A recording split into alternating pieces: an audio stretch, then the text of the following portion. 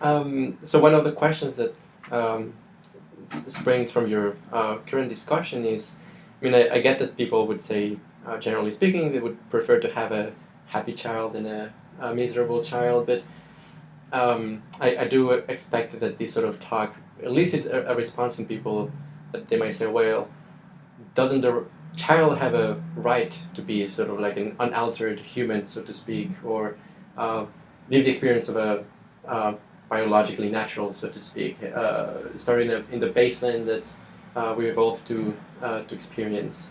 I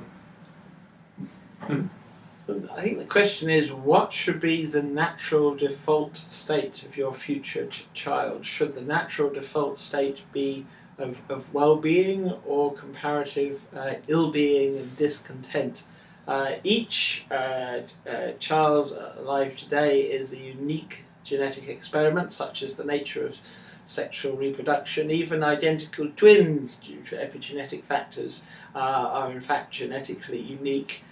So the question is it ethically responsible to continue just to throw the genetic dice and just see what happens and put our faith in God or Mother Nature, or should we use a little bit of forward planning and ensure that our offspring lead rich and fulfilled lives?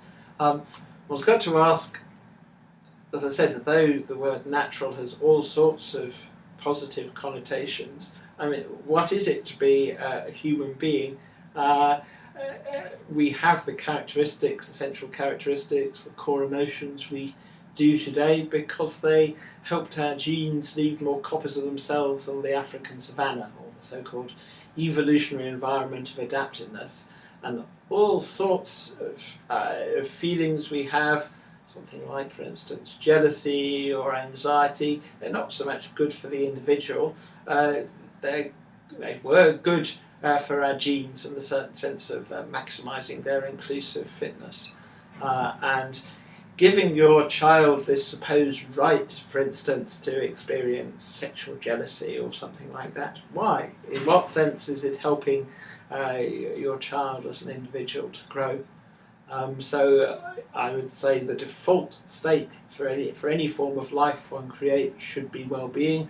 By all means, if consenting adults wish to explore any states below hedonic zero, allow them to do so. But to create deliberately the biological substrates of suffering, I think will one day be recognised as a form of child abuse.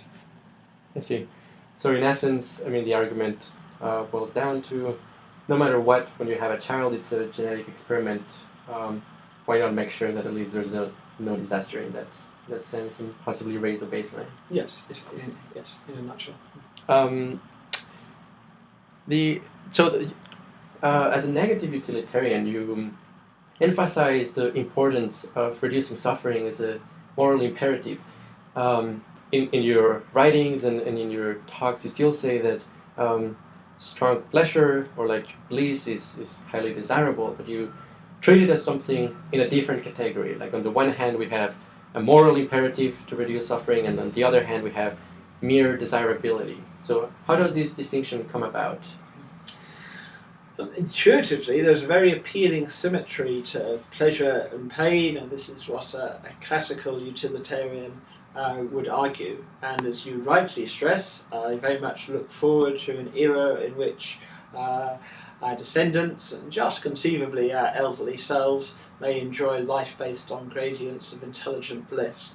But nonetheless, there is an asymmetry here, that if someone is undergoing pain, whether physical pain or emotional pain or both, there is something self-intimatingly wrong or unsatisfactory about that state that needs to be changed.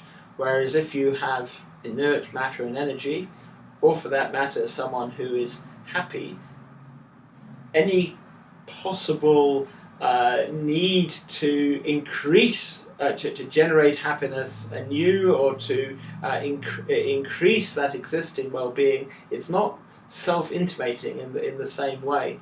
I said I personally very much hope that we don't settle for the mediocre and go on for the sublime. But in terms of moral urgency, I think tackling suffering is our greatest responsibility.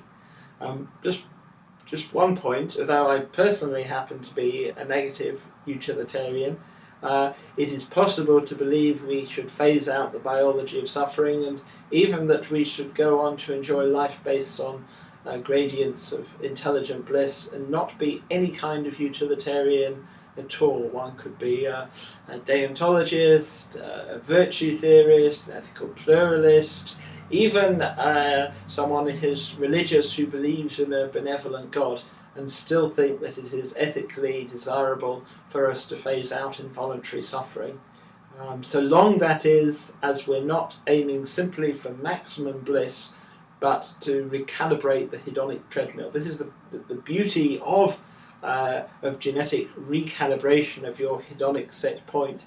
It doesn't involve sacrificing, if you don't want it, sacrifice anything significant of your existing preference architecture, except insofar as your preference architecture involves being committed to the creation or perpetuation of suffering.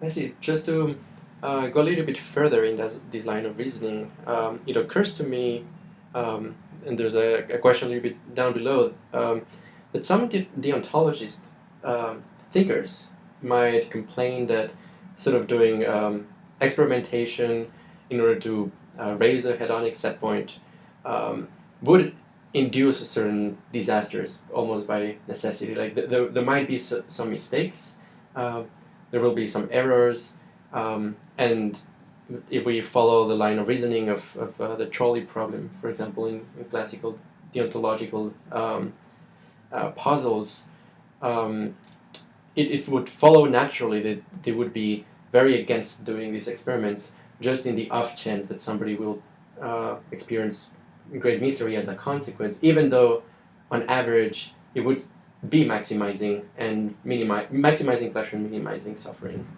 So how do you respond, or like what would you have to say in that case?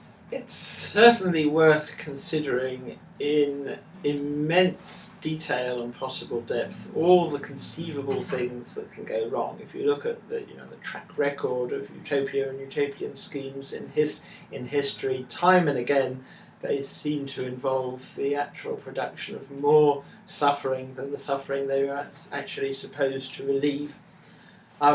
One possible answer to this worry is that if one eliminates the molecular signature, the biological substrates of suffering, the very meaning of anything going wrong changes.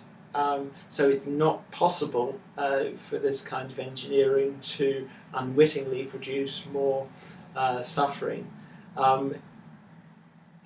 To the deontologist, I might argue that it's possible to use molecular biology to heighten our sense of obligation and duty. So yes, whatever kind of ethical system you have, it would be possible to use biotech to prevent what the Greeks used to call akrasia, or weakness of will. Though we've been focusing so far on the pleasure-pain axis, I think there's far more to genetic engineering, transhumanism, and rewriting the genome than simply amplifying our capacity for well-being. It will also be possible, clearly, to enhance motivation, to enhance our capacity for empathy and the desirable traits of character too.